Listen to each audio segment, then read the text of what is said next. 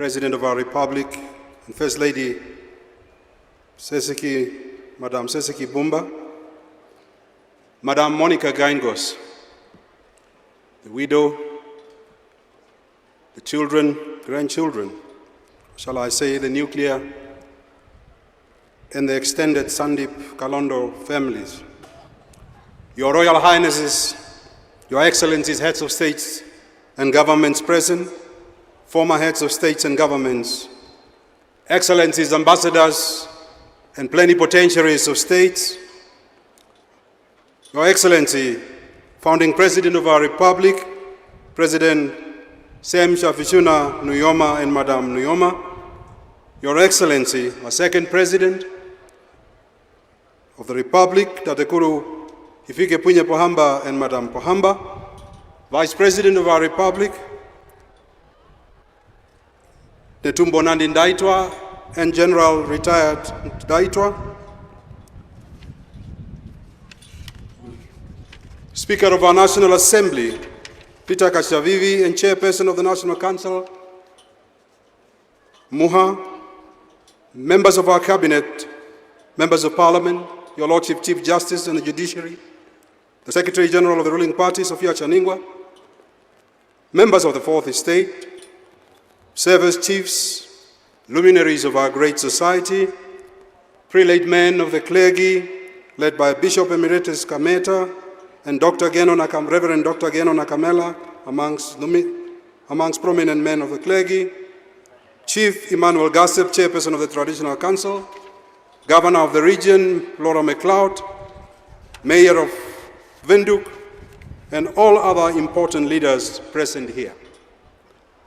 Fellow mourners, today we gather to bid farewell to a statesman, a leader, a unifying force in the history of our nation, the late Hage G. Geingob.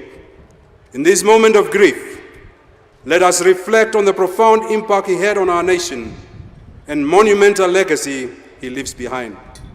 Generally, eulogizing any person is a formidable task, particularly when it pertains to an individual of Geingob's stature, class, and wits, whose influence inspired our nation.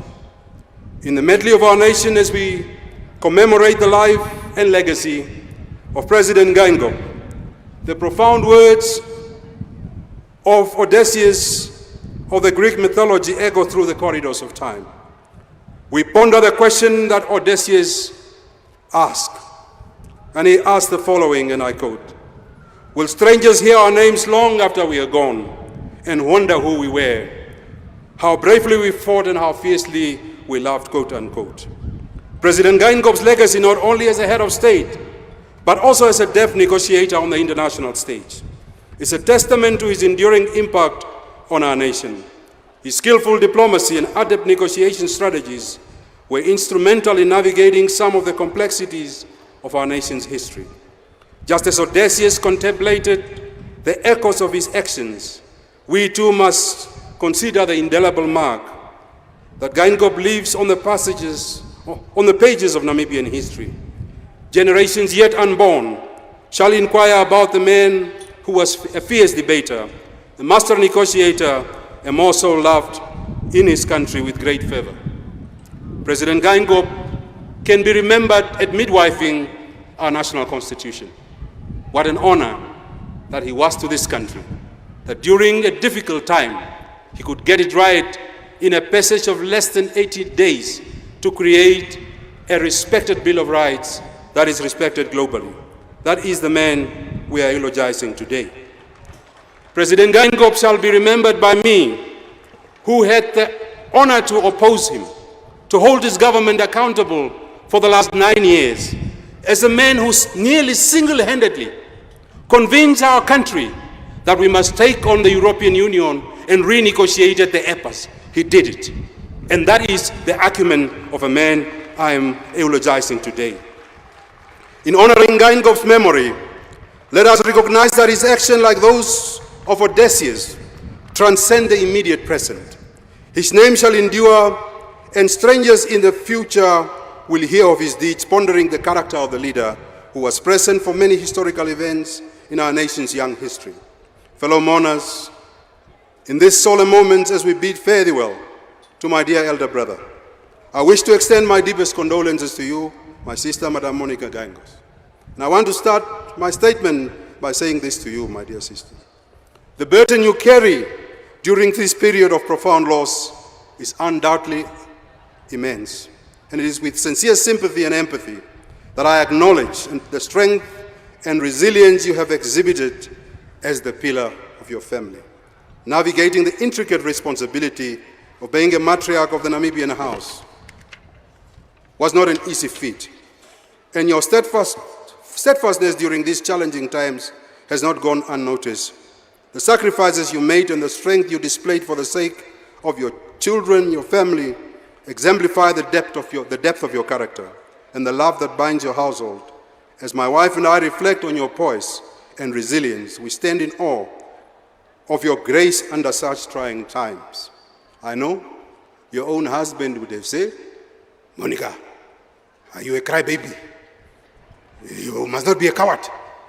So I don't want you to mourn by crying. I want you to celebrate your life partner. Madam Gangos, your role as a partner to the late President Gangop did not go unnoticed, and I extend my utmost respect for the love, care, and support you provided throughout your marriage. I knew Dr. Gangop very well, and I knew when he was happy. And I can testify in front of all the millions of our people, Hage was happy around Monica, all the time. As we collectively mourn his loss, I want you to know that my wife and I are profoundly proud of you. Your resilience, dignity, and unwavering support have been a source of inspiration to many during this challenging time. I say this to you. You took a ceremonial office of First Lady, and you conducted yourself that even politicians started to wait what you're saying. And that is the character of the woman you displayed in this country. We are proud of you, Monica Gangos.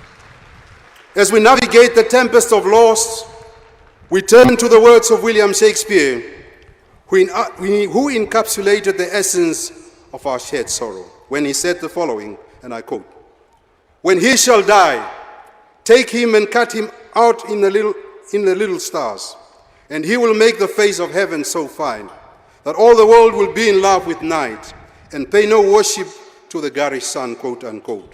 In the tapestry of our nation, President Gangop's legacy shines as a constellation, a guiding light that has shaped the fabric of our identity. His dedication to the nation-building project will forever remain etched in our collective memory. President Gangop often spoke of the test of our nation being in its unity, particularly during the unprecedented periods in our history. Today we find ourselves at such a junction, facing daunting challenges that define our era. It is during these trying times that the unity he championed becomes not just a test, but a beacon, guiding us through the storm.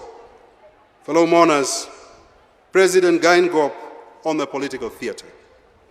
President Gangop could certainly be difficult at times, and he made me very, very angry. And I'm sure I also made him very, very angry on the many positions that we took.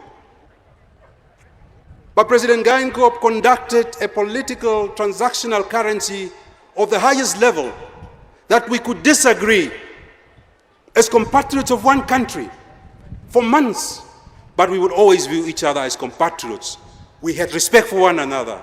We were not condescending. We had differences, acrimonious differences politically that ought to be in a country. But one thing was, Gangop was a patriot to this country, and he knew that his opposing Namibians were also compatriots. And for that, I shall forever hold him very dear. President Gangop and I shared a brief friendship in the earlier years of our careers. I was a young man, went to Parliament at the age of 26. He was the chief whip of his party, I was the chief whip of my party. And this is where the camaraderie started. I don't want to waste time, but I want to bring these small moments in our lives that I will forever cherish as an elder brother. He was a bridge builder of all times. when it was not a common thing in this country for opposing leaders to become personal friends, Hage Geingob made friends with the opposition. We could go to his house, he could call our homes. We had friendship that the country was not even realizing why he was doing that. But he was a bridge builder. For that, I shall forever remain indebted to him. One day, we took a flight, myself and him. He was the chairman of the Economics Committee, and he made that committee so powerful. And he wanted the best a la creme of parliamentarians to be part of that committee. Long story short, we landed, took a very light aircraft, was seated next to me. We went to Kunene South in the conservancy areas. Dr. Topi Aupindi reminded me of this story. He was the managing director of one company called Wilderness Safari or something. So they took us on a ride to see the fauna and flora of the area and to see the animals. Myself, President Geingob, our Foreign Minister Pea Mushelenga, jumped on a car that was open. And as we were traversing, we saw a very stray elephant. And this elephant was charging on the car that we were seated in. Typical Geingob. You see? You want us to get killed. We have better assignments to do in the future. Turn this car, let's go back. So we went back. So when we arrived later years, oh, you, Venani, you were brave that day. But had you not been, for me, you wouldn't have even been the opposition leader of this country. You would have been dead by now. Ha ha ha. He would laugh. Above all, the man was a man of principle and code. He had a set of public virtues that brought strength and purpose to his life and to our country. He was a very honest man, even when it offended others. He would take a position, like it or not. Hage would take a position. You knew where you stood with him on any matter.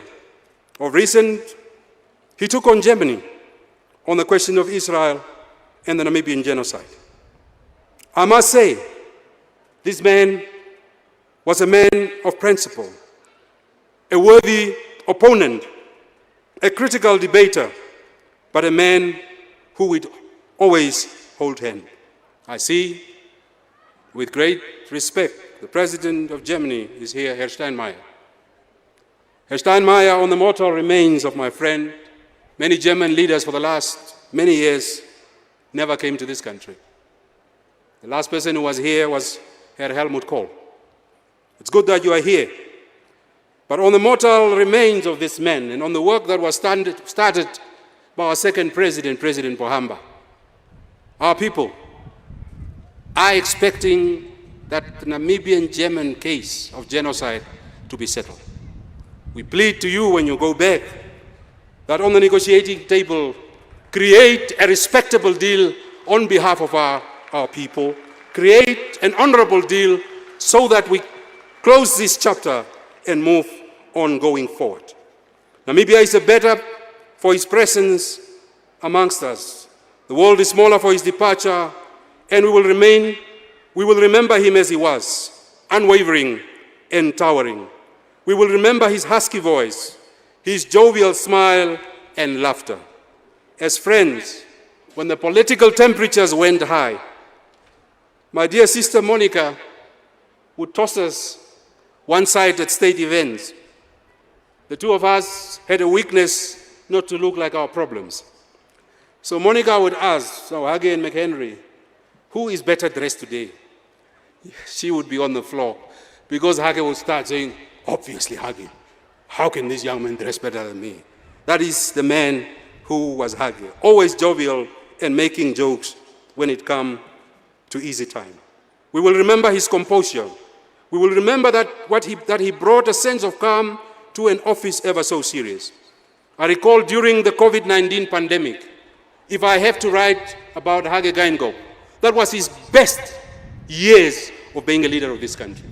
Hage was conducting these family meetings, alcohol prohibited. Alcohol prohibited. Hage would share, often on WhatsApps, on the conditions of the COVID-19, but how he demonstrated leadership during that difficult time, it was something to be emulated. Of course, he was not a perfect man. Hage never knew how to console someone. Oh my goodness. During COVID-19, I was in ICU. My sister dies, and just as I leave ICU, Hage calls.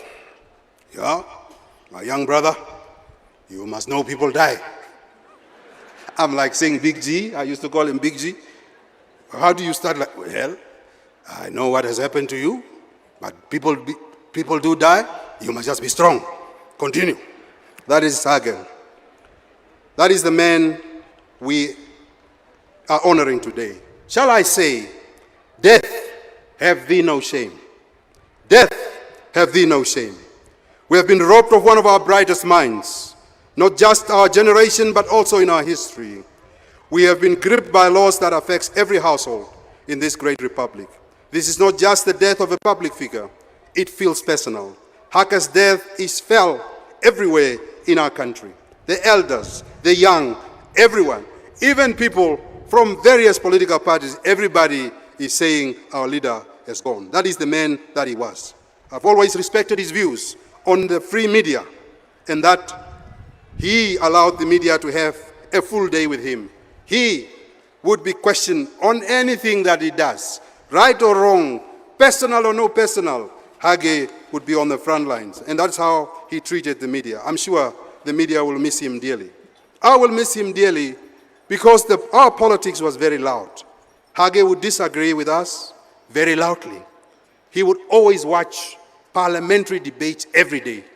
And if Venani is scoring the goals, he would call certain people, I don't want to name their names. And when they come back, you see that they're hitting. When they're hitting back, I know it's the instruction comes from State House. At this juncture, we must envision a future guided by the principles of unity, service, and unwavering commitment to our nation. The challenges we face demand decisive leadership and steadfast dedication to our defining values. Inspired by Geinkop's legacy, current and future generations must walk the journey of serving the people. In commemorating him, we salute the work he has done for our country selflessly. As we navigate the path forward, we should continue to construct what he termed Namibian House, that is steadfast, committed to the eradication of divisive elements. Tribalism, racism, regionalism, and any other forms of discrimination must find no place within our national narrative. Together as a united country, we must seek to mitigate the challenges that lies ahead, fortified by the values that President Geinkop's leadership defined. Furthermore, our commitment to high transactional currency has saved our politics. We are one country that has done very well in terms of our democratic credentials. It's not a perfect house, but we are building that house knowing that as citizens, we must continue to support and help a country before politics. Namibian first, country first, politics second, and that is the mantra of the political currency that I and him continue to engage in. We must seize this moment to reaffirm our collective commitment, combating the persistent challenges of underdevelopment, unemployment, and inequality, and to identify our efforts in laying the foundations for a Namibia that epitomizes goodness and justice. In bidding farewell to President Geinkop, let us draw solace to his favorite word in the Bible, Psalm 34, verse 18. The Lord is near to the brokenhearted and saves the crushed in spirit. May these verses offer solace and assurance as we navigate the path ahead in honoring President Geinkop. Finally, as we lament a life well